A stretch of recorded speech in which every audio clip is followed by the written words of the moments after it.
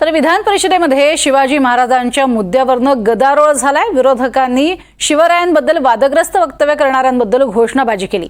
यावेळेला मुख्यमंत्री फडणवीसांनी त्यांना प्रत्युत्तर दिले। आव्हाडांनी शिवरायांचा अवमान केला, तेव्हा ठाकरे गटानं निषेध का केला नाही असा सवाल यावेळेला फडणवीसांनी केलाय। सभापती महोदय जेलमध्ये टाकीन, 100% टाकू। आणि तुम्ही थोडी नीट माहिती घेतली असती तर या कोरटकरनी कोल्हापूरच्या कोर्टातनं स्थगिती घेतलेली आहे स्वतःला अरेस्ट करण्यावर। त्याच्यावरती जायला सांगितलंय मी। आणि मी तुम्हाला सांगतो, हे कोरटकर वगैरे तर चिल्लर लोक आहे हो। मला सांगा, जितेंद्र आव्हाड काय बोलत, त्याच्यावर कधी निषेध नाही केला तुम्ही?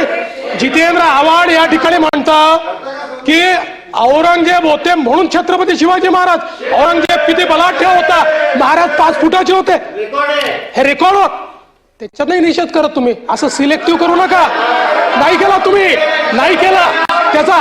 आणि त्याच्या पलीकडे जाऊन सांगतो, त्याच्या विरोधी पक्ष नेत्यांनी बोललेलं सगळं ऐकलेलं आहे। जवाहरलाल नेहरूंनी उत्तर ऐका ना आपण। जवाहरलाल नेहरूंनी डिस्कवरी ऑफ इंडिया मध्ये छत्रपती शिवाजी महाराजांच्या विरोधी पक्ष नेत्याचं म्हणणं ऐकल्यानंतर माननीय मुख्यमंत्री आपण जरा जागेवर बसा।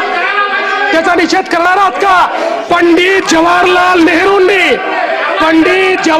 नेहरूंनी छत्रपती शिवाजी महाराजांच्या बद्दल जे डिस्कवरी ऑफ इंडिया मध्ये लिहिलं त्याचा निषेध करणार आहात का? आहे हिम्मत?